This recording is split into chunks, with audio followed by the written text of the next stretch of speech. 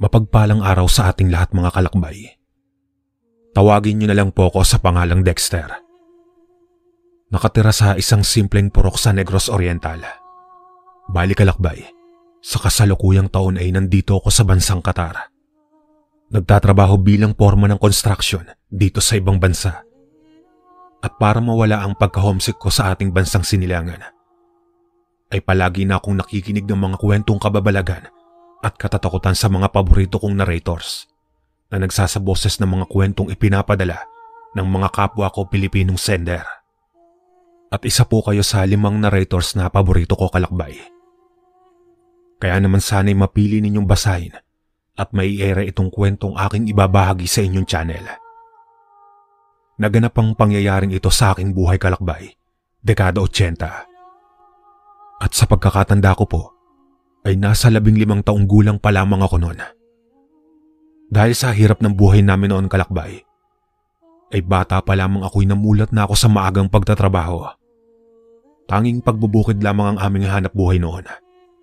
Kaya naman halos araw-araw ay palagi akong nasa bukid. Lalo na kapag wala na akong pasok sa eskwelahan. Minsan nga po kalakbay, ay sa bukid na malapit sa bahay ng tiyahin ko ako natutulog.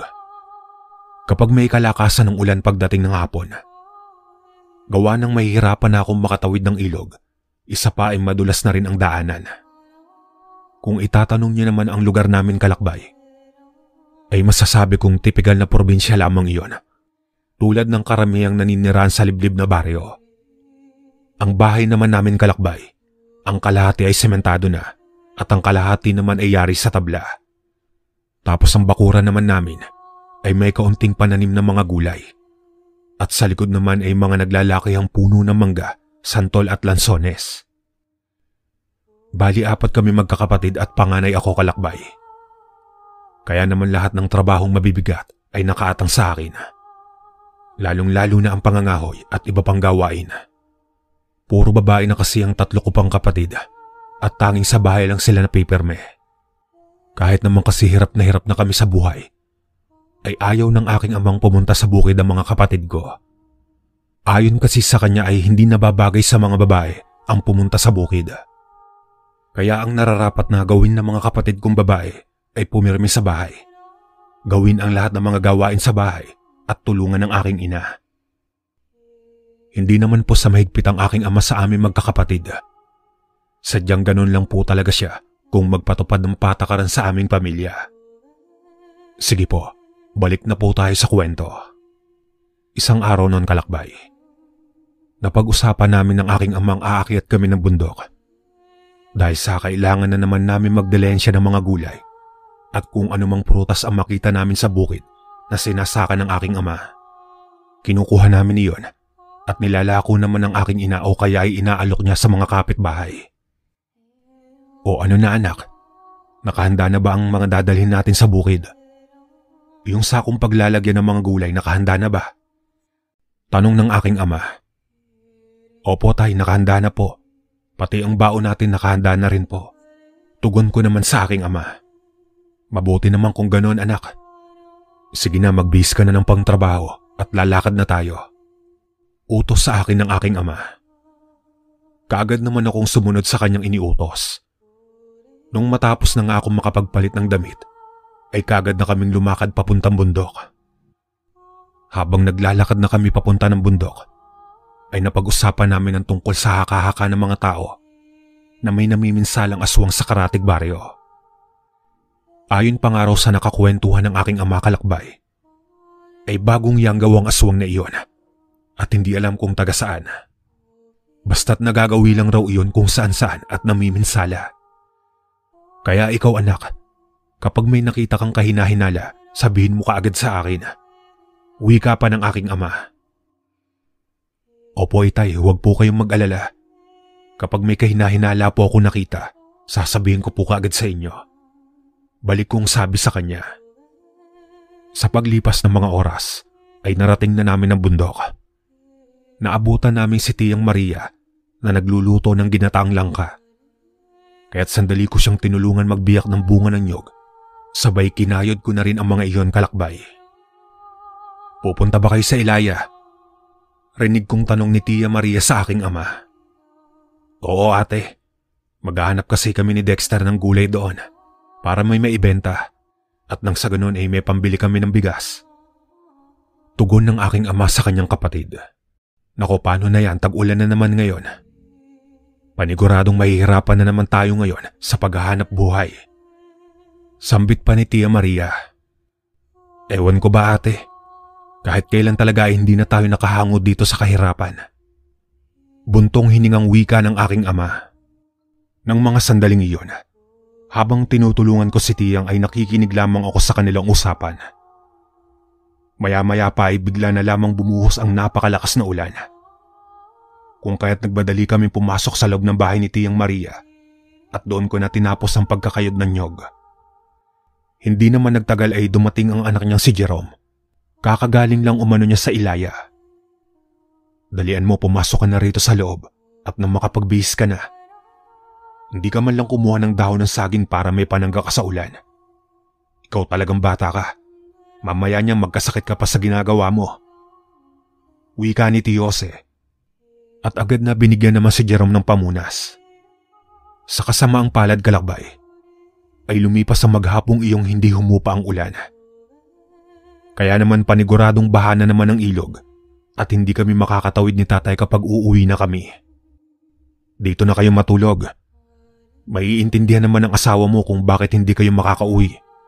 Bukod sa delikado na ang daan dahil sa madulas, ay paniguradong mataas na naman ang tubig sa ilog at rumaraga sa iyon. Kaya't mas mabuting bukas na lamang kayo umuwi. Saad pa ni Tio Jose.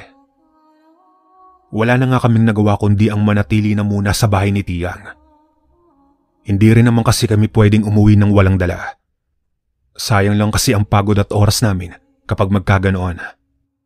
Noong sumapit na ang gabi, habang nasa kasarapan ako ng pagtulog, ay bigla na lamang akong nagising.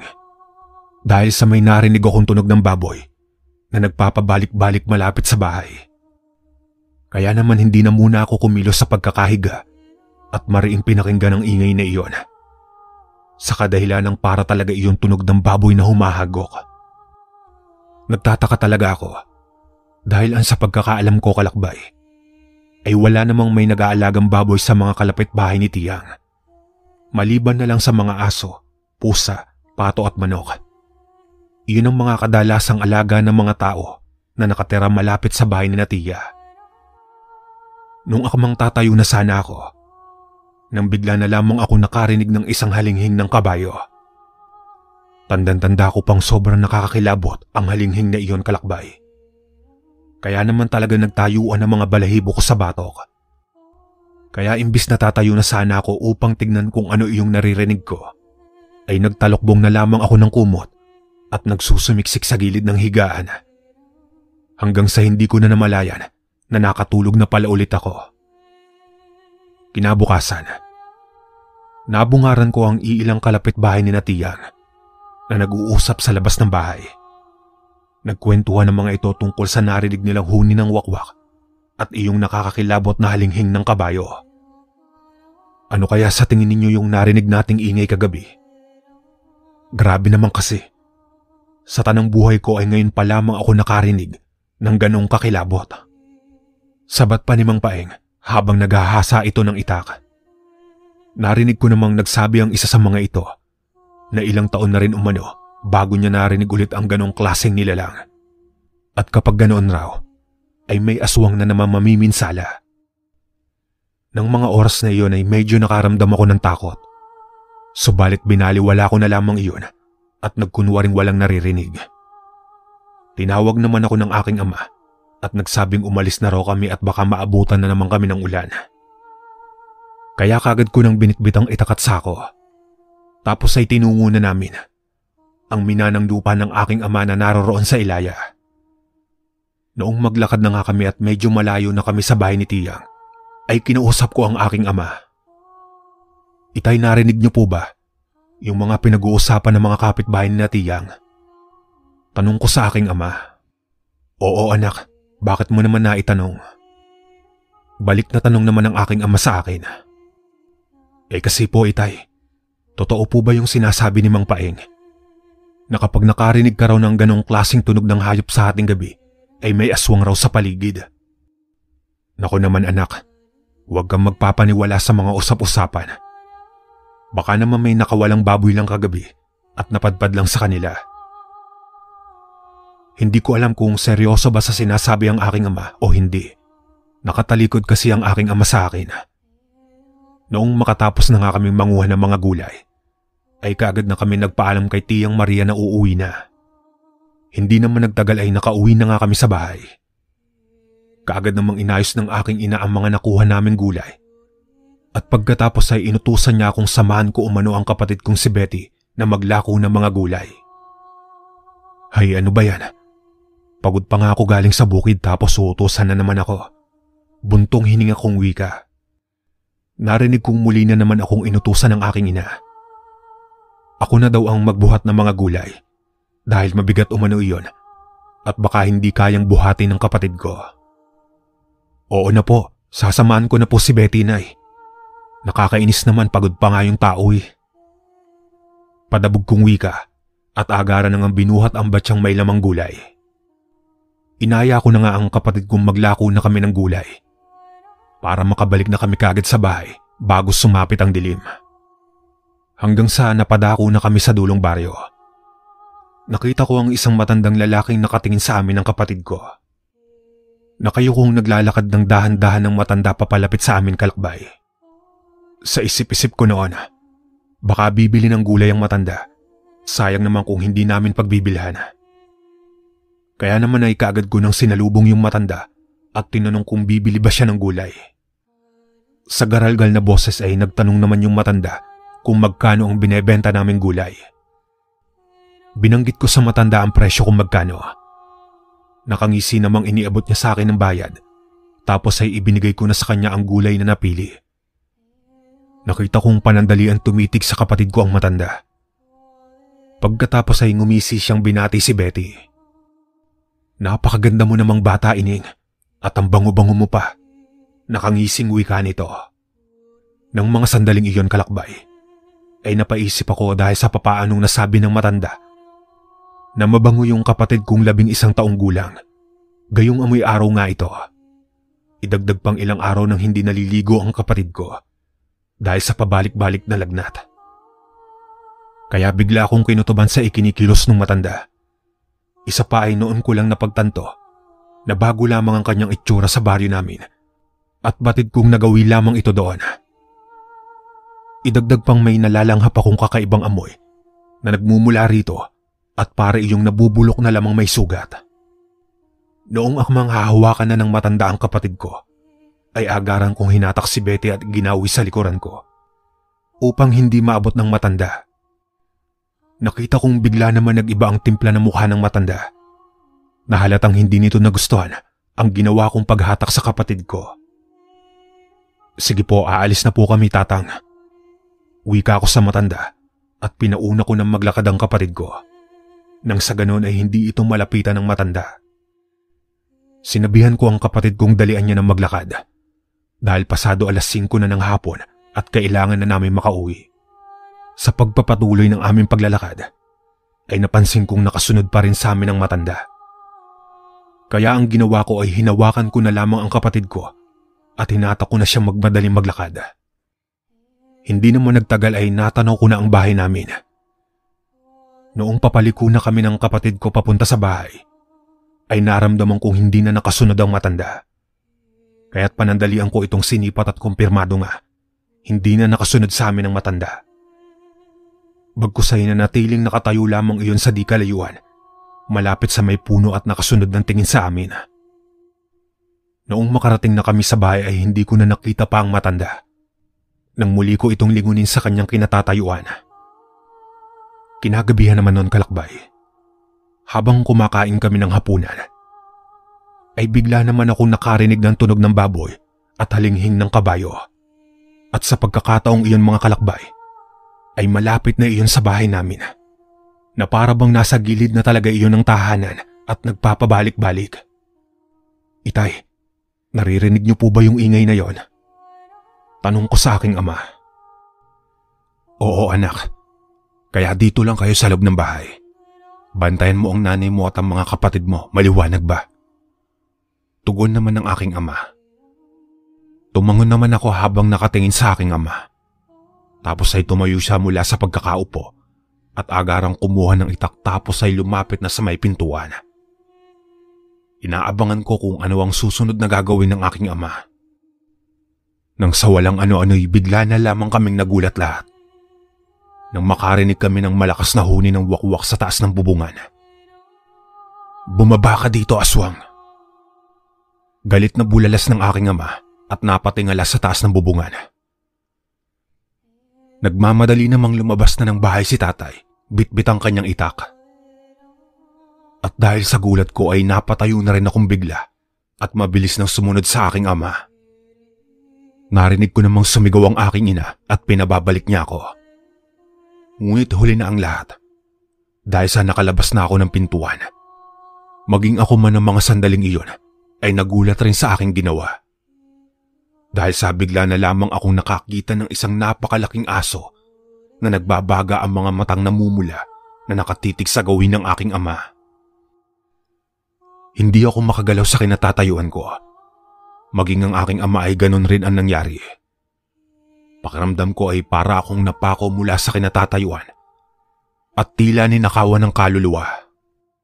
Hanggang sa sumigaw na lamang ang aking ama na pumasok na umano ako sa loob ng bahay. Ano pang tinatayo-tayo mo riyan? Pumasok ka na sa loob at isarado mo na ang pintuan. Magmadali ka. Sigaw nitong utos sa akin. Pero saka pa lamang ako bumalik sa ulirat nang hatakin ako sa balikat ng aking ina. Kaya naman nagmadali na akong pumasok sa loob ng bahay at agarang isinara ng aking ina ang pintuan. Hindi ko na alam ang mga sumunod na nangyari sa labas ng bahay, kalakbay. Dahil sa nakasara na iyon at ang tanging naririnig ko na lamang ay tila may nagrarambulan na sa labas ng aming bahay. Rinig na rinig ko ang sigaw ng aking ama at nagsisisigaw na siya at humihingi ng tulong. Gustuin ko mang tulungan ng aking ama ay hindi ko rin magawa. Dahil inutusan ako ng aking inang bantayan si Betty sapagkat ang taas na naman ng lagdat nito. Sandali at kukuha ako ng asin. Bantayan mo lang ang kapatid mo. Rinig kong wika ng aking ina at nagmamadali na siya nagtungo sa kusina. Pagkabalik niya ay bitbit niya na ang isang garapong asin at inutusan niya akong isaboy ko raw iyon sa labas ng bahay. Pagkaabot ng aking ina sa asin, ay nagmadali na akong pumunta sa may pintuan at walang pag-aalinlangang isinaboy ang isang garapon ng asin. At dahil sa takot ko mga kalakbay, ay maging ang garapon ay naihagis ko na rin. Narinig ko naman nagsisisigaw si tatay na isara ko raw ang pintuan dahil baka maisahan kami ng aswang. Sapagkat batid niya ang kapatid kong si Betty ang punteriya ng aswang. Ito na po, isasara ko na. Pasigaw na tugon ko sa aking ama. Dalian mo na, isarado mo na ang pintuan. Pagalit na niyang sigaw sa akin. Agaran ko na ngang isinara ang pintuan at pagkatapos ay nagmadali na akong lumapit sa aking ina at kapatid. Tanging mga angil at kalabugang muli ang aking narinig sa labas ng bahay. Hanggang ilang sandali pa, kalakbay, ay nakarinig na ako ng maraming boses ng tao ang naroroon sa labas ng bahay ang sumisigaw at nagwikang, "Huwag hayaang makatakas ang aswang. Dali, sundan natin ang aswang, patayin natin." Sigaw ng isa sa mga kapitbahay namin. Takot na ako at kinakabahan. Samantalang ang aking ina naman ay panay ang pagpunas niya sa kapatid kong si Betty, na sa mga sandaling iyon ay pawis na at napakataas na ng lagnat. Makalipas naman ng ilang minuto ay narinig ko ng kumakatok ng pintuan ng aking ama. Kaya naman nagmadali ko ng pinagbuksan ng pintuan. Pagkapasok ng aking ama, ay nakita ko ang ilan sa mga kapitbahay namin na naroroon sa labas na may bitbit na mga itak at karit ang mga ito. Narinig kong sinabi ng aking ama na isa pala sa senyales ang tunog ng baboy nang kaninang animoy humahagok na may aswang lang sa malapit. At kasunod ng tunog noon ay ang halinghing ng kabayong nakakakilabot, tulad ng narinig ko noong naroroon kami sa bahay ni Tiyang Maria. Noon ko lang din nalaman na kaya pala ayaw pag-usapan ni tatay ang tungkol sa aswang na sinasabi ni Mang Paeng. dahil mismong ang aking ama ay narinig niya na rin pala iyon.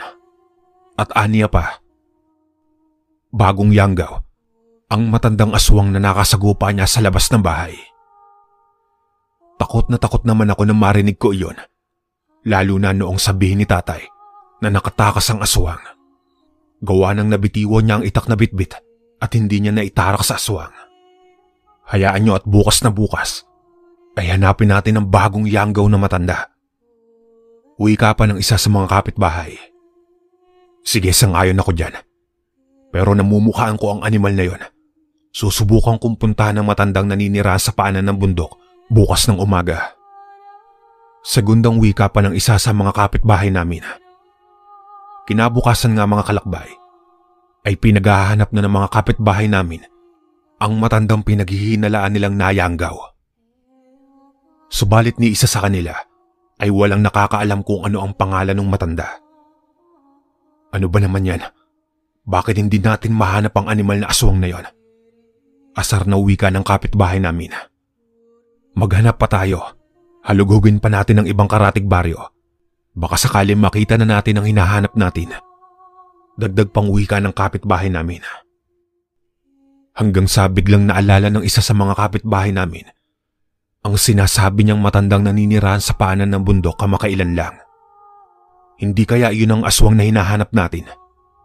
Wika pa ng kapitbahay naming si Aling Delia. Sigurado ka ba sa sinasabi mo, Rian Delia? Baka mamaya ay mali pala ang inaakala mo. Matulad na naman tayo kanina, nakakahiya. Segundang wika ng isa pa naming kapitbahay. Paano ba naman kasing hindi nakakahiya, kalakbay? Halos lahat yata ng matandang may sakit sa baryo namin ay pinuntahan nila at tinignan kung isa ba sa mga ito ang nayanggaw. Kaya ayon napagalitan tuloy sila at kamuntikan pang mapaaway. Oo, sigurado ako dahil namumukhaan ko siya. Kaya panigurado akong siya na ang aswang na hinahanap natin. O di sige, ano pang hinihintay natin, puntahan na natin siya. Aniya pa ng aking ama dahil talagang galit na siya sa ginawang pagsugod ng bagong yanggaw sa bahay namin. Nang mga oras ngang iyon ay agaran nang ang pinuntahan ng aking ama at ng iba pa namin mga kapitbahay ang kubo na nasa paanan ng bundok. Samantalang ako naman ay inutusan ng aking inang puntahan ang manggagamot sa kabilang purok upang maipagamot na ang kapatid kong si Betty. Sa paglipas naman ng mahigit 1 oras ay nakauwi na ako kasama ang manggagamot. Medyo natagalan ako dahil may ginagamot pa ito sa karatig baryo. Habang ginagamot si Betty ay siyang pagdating naman ng aking ama at ng mga kapitbahay namin. Ayon sa aking ama, kalakbay, noong makarating na sila sa kubo ng matanda ay naabutan nila ito nagkakape. Noong makita silang papasok na sa bakuran nito, ay sandali munang itinigil ng matanda ang kanyang pagkakape at marahang naglakad ito papalapit sa bakuran. Tapos ay hindi makatingin ng diretso at nagtanong kung ano ang kanilang ginagawa at bakit sila naroroon. At kahit nasa bungad pa lamang sila ng bakuran, ay nalalanghap na umano ng aking ama ang napakalansa at napakabahong amoy. Anya pa, hindi kaaya-aya ang amoy na nalalanghap niya dahil sa nakakasulasok iyon sa ilong. Galit na galit naman pinagbantaan ng aking ama ang matanda at sinabi ritong lumayas na sa kanyang tinitiran dahil kung hindi at patuloy pa rin sa pamiminsala sa baryo namin ang matanda ay baka mapatay na nila ito. Babalikan kita bukas. Kapag nandito ka pa sa bahay mo, sisiguraduhin ko sa iyong wawasakin ko itong kubo mo nang sa ganon ay lumayas ka na talaga dito ng tuluyan. Pabulyaw na wika ng aking ama. Pagkatapos ay inaya niya nang umalis ang mga kalalakihang kapitbahay na sumama sa kanya magpunta sa bahay ng matanda. Nang marinig naman iyon ng manggagamot ay nagwika ito na siya na raw ang bahala sa matandang nasa paanan ng bundok. Susubukan niya umano itong gamutin at baka sakaling kaya niya pa itong pagalingin. Dahil sa ang nasagap niyang balita sa karatig baryo ay iyon ang matandang nayanggaw nang minsan dumalo iyon sa isang handaan. Nagpasalamat naman ang aking ama sa manggagamot at nagsabing makikibalita na lamang siya rito. Simula nang magsabi ang manggagamot na siya na ang bahala sa matanda, ay hindi na kami muli pang nakaranas ng kababalagan. Sa kadahilan ng noong balikan ni tatay ang kubo ng matanda, ay wala na yon. Wasak na rin ang bahay nito At nung tanungin naman ni tatay ang manggagamot, ay hindi naman ito direktang sumagot kung ano nga ba talaga ang nangyari sa matandang Nayanggaw at kung nasaan na iyon. Hanggang dito na lamang po ang aking kwento mga kalakbay. Maraming salamat.